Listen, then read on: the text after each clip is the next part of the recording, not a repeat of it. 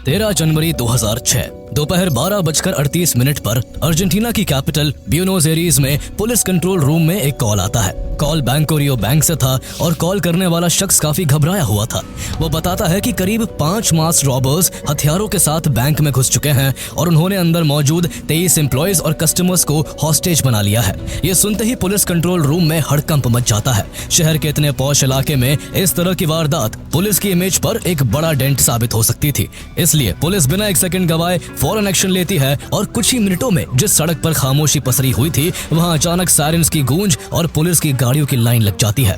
देखते ही देखते करीब 300 पुलिस वाले बैंक को चारों तरफ से घेर लेते हैं, जिसमें अर्जेंटीना की सबसे घातक और हाईली ट्रेन्ड मानी जाने वाली फाल्कन टीम भी शामिल थी। वहां पहुंचते ही भारी हथियारों, बुलेट प्रूफ जैकेट्स और मॉडर्न कम्युनिकेशन इक्विपमेंट से लैस पुलिस और कमांडोज अपनी पोजीशंस ले लेते हैं। जहां कुछ कमांडोज खामोशी से बैंक की छत पर उतार दिए जाते हैं तो वही आसपास की ऊंची इमारतों पर स्नाइपर्स अपना मोर्चा संभाल लेते हैं और उनकी स्नाइपर राइफल्स सीधे बैंक के एंट्री एग्जिट पॉइंट्स पर टिक जाती है। इस हाई प्रोफाइल ड्रामे की खबर जैसे ही न्यूज चैनलों को लगती है वहां चारों तरफ मीडिया की दर्जनों ओबी वैन्स और कैमरों का जाल बिछ जाता है। कुछ ही देर में पूरा अर्जेंटीना अपनी टीवी स्क्रीन से चिपक जाता है। इस तरह कुछ ही मिनटों में एक शांत सड़क पूरी तरह एक टैक्टिकल वॉर जोन में बदल चुकी थी और अब सबकी नजरें उस बैंक पर टिकी थी जिसके अंदर जिंदगी और मौत के बीच की जंग चल रही थी। बैंक के अंदर हर गुजरते सेकंड के साथ हॉस्टेजेस की जान पर खतरा बढ़ता जा रहा था, क्योंकि लुटेरों ने बंदूक की नोक पर हर हॉस्टेज को जमीन पर लिटा रखा था। एक रॉबर जिसने ग्रे सूट पहन रखा था वो इस बात से काफी गुस्से में आ जाता है कि पुलिस ने उन्हें चारों तरफ से घेर लिया है और किसी भी समय पुलिस उनके ऊपर सरप्राइज अटैक कर सकती है। ऐसे में जब पुलिस की तरफ से एक नेगोशिएटर माइक्रोफोन के जरिए रॉबर से बात करने की कोशिश करता है तो अंदर से वही ग्रे सूट वाला चोर रिस्पॉन्ड करता है। वो अपना नाम वॉल्टर बताता है और गुस्से में चिल्लाते हुए वार्निंग देता है कि छत पर तैनात स्नाइपर्स को तुरंत हटाया जाए, वरना वो एक एक करके सभी हॉस्टेजेस को मारना शुरू कर देगा। पुलिस के पास उसकी बात मानने के अलावा कोई विकल्प नहीं बचता, क्योंकि कुछ साल पहले एक ऐसी ही हॉस्टेज सिचुएशन में पुलिस फायरिंग में रॉबर्स के साथ साथ हॉस्टेजेस भी मारे गए थे और पूरा मामला नेशनल स्कैंडल बन गया था। उस गलती को दोहराने का जोखिम इस बार कोई नहीं लेना चाहता था। इसके बाद पुलिस उससे लगातार अपील करने लगती है कि वो और उसके साथी हॉस्टेजेस को छोड़ दे और बदले में उनकी जो भी डिमांड होगी वो मान ली जाएगी। वॉल्टर की आवाज में भी अब घबराहट साफ झलक रही थी। वो शुरू में थोड़ा हिचकिचाता है, लेकिन गुडविल दिखाते हुए वो बैंक के एक गार्ड को छोड़ देता है। बाहर आते ही गार्ड अंदर मौजूद रॉबर्स की पूरी स्थिति पुलिस को बता देता है। वो बताता है कि सभी रॉबर्स के पास बंदूकें और बम है, लेकिन वो अब पुलिस को देखकर घबराए हुए हैं। इसके बाद पुलिस के कहने पर रॉबर्स 2 और हॉस्टेजेस को रिलीज कर देते हैं। इससे पुलिस को लगने लगता है कि ये लुटेरे वायलेंट नहीं है और सिचुएशन को पीसफुली रिजॉल्व करना चाहते हैं। धीरे धीरे बातचीत का माहौल ऐसा बनने लगता है जैसे पुलिस के हुजूम को देख रॉबर्स सरेंडर की तरफ बढ़ रहे हैं। उनकी बातों से यही लग रहा था कि शायद उन्होंने ये रॉबरी करके बहुत बड़ी गलती कर दी है। पुलिस को यकीन होने लगता है कि अब पूरी सिचुएशन उनके कंट्रोल में है और बस कुछ ही देर में वो रॉबर्स को गिरफ्तार कर लेंगे। लेकिन तभी उन रॉबर्स की तरफ से एक ऐसी मांग की जाती है जिसे सुनकर हर कोई हैरान रह जाता है। वो पुलिस से कहते हैं कि उनके और हॉस्टेजेस के लिए बैंक के अंदर कुछ पिज्जास और सॉफ्ट ड्रिंक्स भेजी जाए और तब तक वो सरेंडर की शर्तों पर विचार कर लेंगे। ये मांग बड़ी अजीब थी, क्योंकि चारों तरफ से हथियारों से लैस 300 से ज्यादा पुलिस कर्मियों से घिरे रॉबर्स भला पिज्जा खाने के बारे में कैसे सोच सकते थे। लेकिन पुलिस उनकी डिमांड मान लेती है और करीब 30-40 मिनट में उनके लिए पिज्जा अंदर भिजवा दिए जाते हैं। अब हाल ये था कि बाहर पुलिस बंदूकें ताने खड़ी थी और अंदर रॉबर्स और हॉस्टेजेस पिज्जा खा रहे थे। इतना ही नहीं, एक वक्त पर रॉबर्स एक बैंक एम्प्लॉय के लिए हैप्पी बर्थडे तक गाते हैं। इस बिहेवियर से पुलिस को यकीन हो जाता है कि ये कोई खतरनाक चोर नहीं बल्कि भटके हुए लोग हैं जो जल्द ही सरेंडर कर देंगे।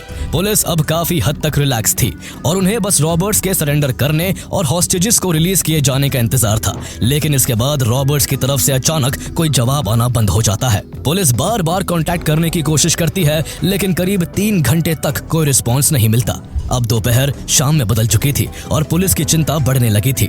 उन्हें डर था कि कहीं लुटेरों ने हताशा में आकर हॉस्टेजेस को कोई नुकसान तो नहीं पहुंचा दिया। दूसरी तरफ मीडिया इस पूरे ऑपरेशन को लाइव दिखा रहा था और पूरे देश की नजरें इस जगह टिकी हुई थी। बढ़ते प्रेशर के बीच शाम 7 बजे भारी हथियारों से लैस स्पेशल फोर्सेस की टीम एक जोरदार धमाके के साथ बैंक के भीतर धावा बोल देती है। उन्हें उम्मीद थी कि अंदर गोलियां चलेंगी या लुटेरे सरेंडर करेंगे, लेकिन जैसे ही वो अंदर दाखिल हुए वहां का नजारा देखकर ऑफिसर्स वर्कर्स के भी होश उड़ गए। जिस बैंक को सैकड़ों पुलिसकर्मियों ने बाहर से घेर रखा था, वहां अब लुटेरों का नामो निशान तक नहीं था। सभी हॉस्टेजेस एकदम सही सलामत थे और उन्हें खरोच तक नहीं आई थी, लेकिन चोरों का कोई अता पता नहीं था। ऐसा लग रहा था मानो उन्हें जमीन खा गई हो या आसमान निकल गया हो।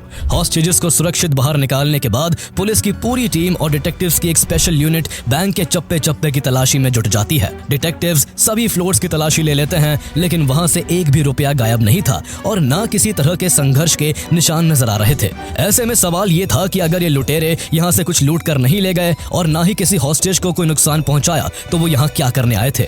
इसका जवाब जल्दी ही मिलने वाला था। जब डिटेक्टिव्स तलाशी लेते हुए बैंक के बेसमेंट तक पहुंचे तो वहां जो कुछ दिखा उसने पूरी टीम को सन्न कर दिया। वहां की दीवारों पर मजबूत स्टील के सैकड़ों सेफ डिपॉजिट बॉक्सेस लगे हुए थे, जिन्हें किसी एक्सपर्ट की तरह बड़ी ही सफाई से निशाना बनाया गया था। बैंक की इन तिजोरियों में रईस और वीआईपी लोगों की पुश्तैनी दौलत और बेशुमार खजाना भरा हुआ था। लुटेरों ने 400 में से 143 तिजोरियों को पूरी तरह खाली कर दिया था और वहां से लगभग $20 मिलियन की संपत्ति लेकर बड़ी चालाकी से रफू चक्कर हो चुके थे। ये देख पुलिस के पैरों तले जमीन खिसक गई, लेकिन असली शौक उन्हें तब लगता है जब वहां से पुलिस को फर्श पर सलीके से रखी हुई टॉय गन्स मिली। ये देखकर पुलिस अधिकारी शर्मिंदा थे कि जिस गिरोह ने घंटों तक पूरी सरकार और सुरक्षा तंत्र को नचाया, उनके पास असली हथियार तक नहीं थे।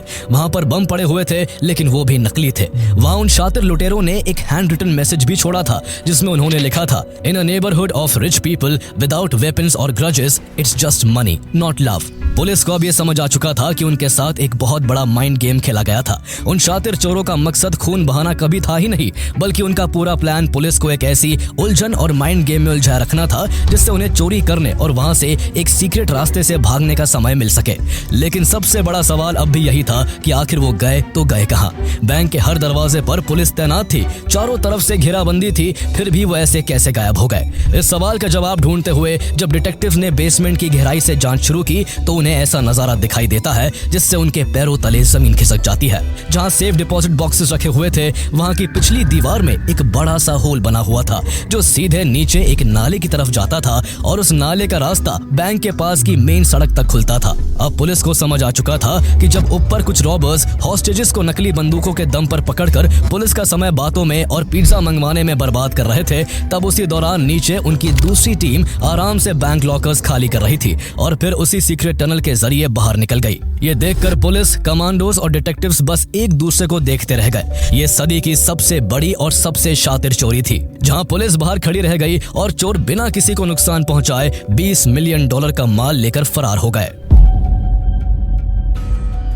इस हैरत अंगेज डकैती के बाद अर्जेंटीना की पुलिस और प्रशासन की साख दांव पर लग चुकी थी, लेकिन इस मामले में शुरू से ही पुलिस के हाथ खाली थे।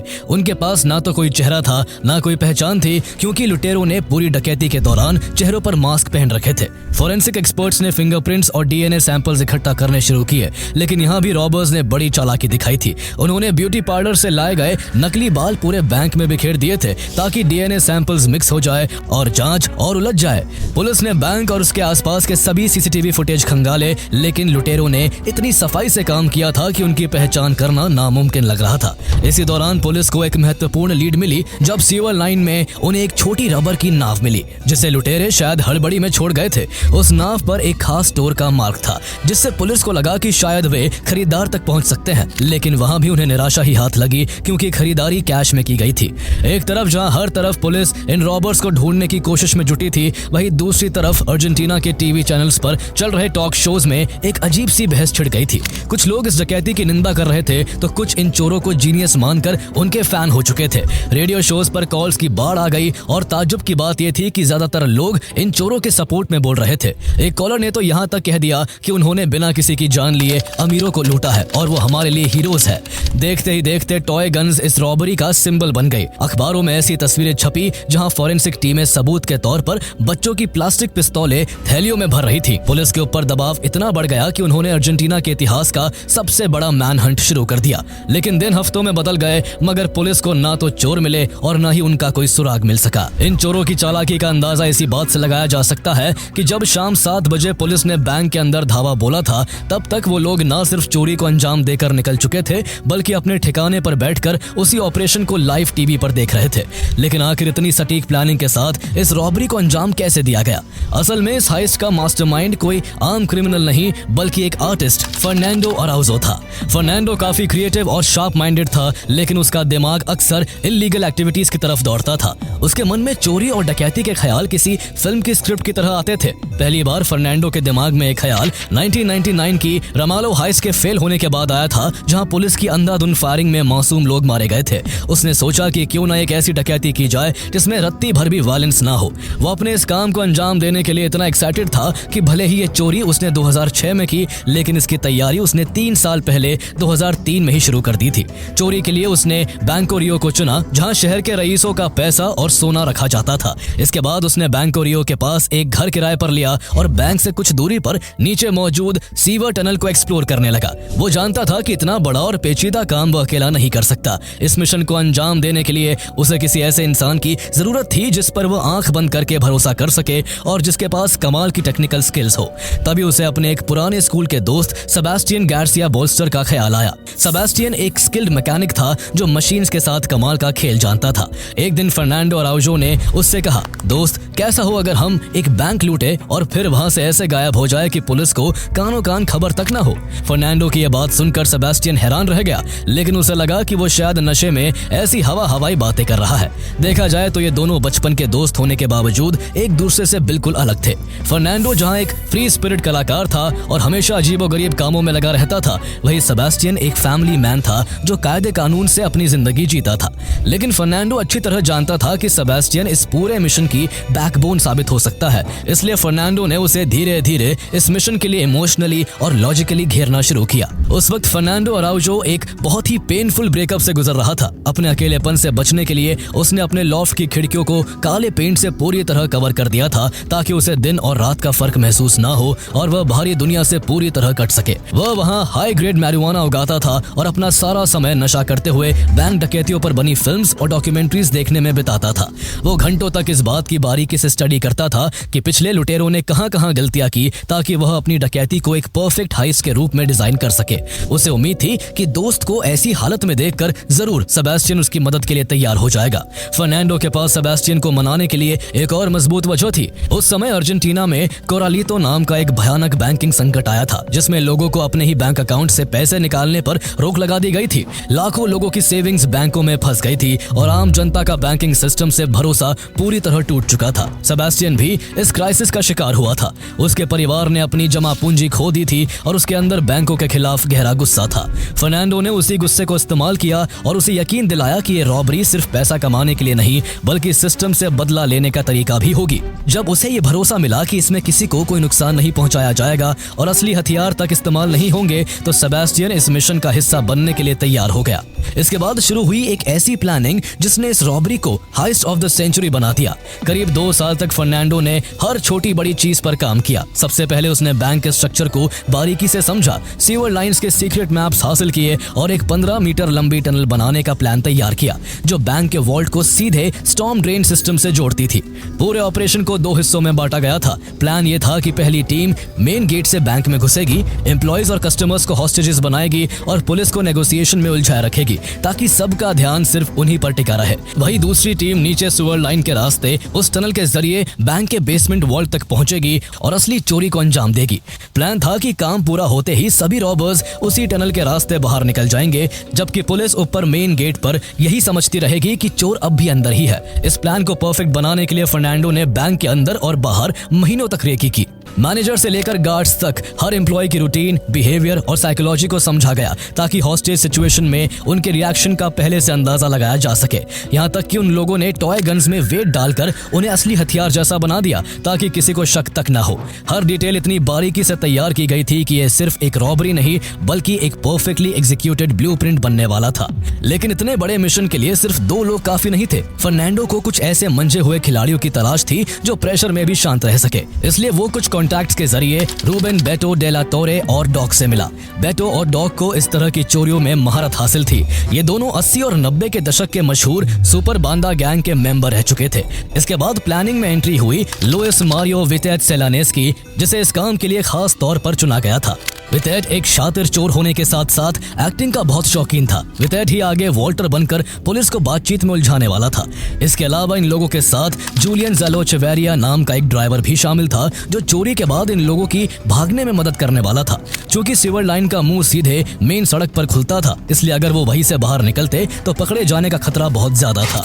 इसी जोखिम को खत्म करने के लिए उन्होंने एक और चालाकी भरा प्लान बनाया। उन्होंने अपनी वैन के नीचे एक होल कर दिया और तय किया कि भागते वक्त जूलियन उस वैन को ठीक सीवर के ढक्कन के ऊपर खड़ा करेगा, ताकि सभी रॉबर्स सीवर से निकलकर सीधे वैन के अंदर आ जाए और बिना किसी की नजर में आए वहां से फरार हो सके। अब प्लान तो तैयार था, लेकिन सबसे जरूरी काम अब 15 मीटर लंबी टनल बनाने का था, जो बैंक और सीवर लाइंस को जोड़ सके। लेकिन उस टनल को तैयार करना इस मिशन का सबसे मुश्किल हिस्सा था, क्योंकि कुल्हाड़ी से छोटा सा छेद करने में भी घंटा भर लग रहा था। ऐसे में टनल खोदने के लिए 220 वॉट का एक जनरेटर और इलेक्ट्रोन्यूमैटिक ड्रिल का इस्तेमाल किया गया। लगभग 1 साल तक वो लोग रोज रात को सीवर के गंदे और बदबूदार पानी में उतरते और मशीनों और हाइड्रोलिक जैक का इस्तेमाल करके सुरंग को खोदने की कोशिश करते। लेकिन बीच बीच में उनका प्लान ठप होने की कगार पर पहुंच गया। सीवर में अक्सर पानी का लेवल बढ़ जाता था, जिससे काम रुक जाता था। इस समस्या को दूर करने के लिए उन्होंने सीवर के भीतर एक छोटा डैम बनाया, ताकि पानी के बहाव को कंट्रोल किया जा सके। उन्हें इसमें छोटी इन्फ्लेटेबल बोट्स का इस्तेमाल करना था, जिससे चोरी का माल बैंक से बाहर लाया जा सके। इस तरह काफी ज्यादा मेहनत के बाद ये लोग बैंक के बेसमेंट की दीवार तक पहुंचने में कामयाब रहे, जहां सेफ लॉकर्स रखे हुए थे।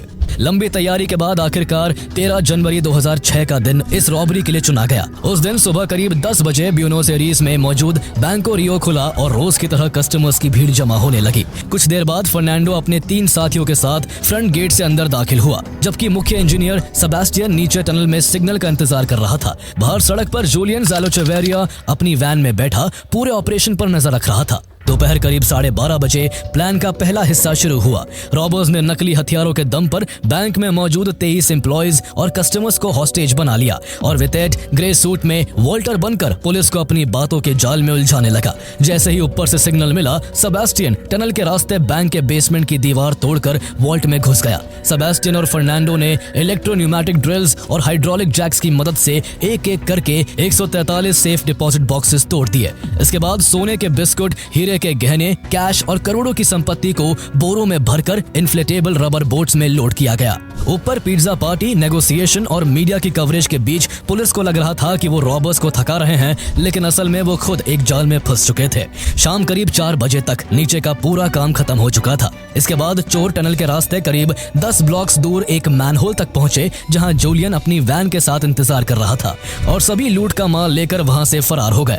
यानी इसके बाद करीब 3 घंटे तक हॉस्टेजेस बेवजह अंदर पड़े रहे और पुलिस बाहर इंतजार करती रही, इस भ्रम में कि रॉबर्स अभी भी बैंक के अंदर है।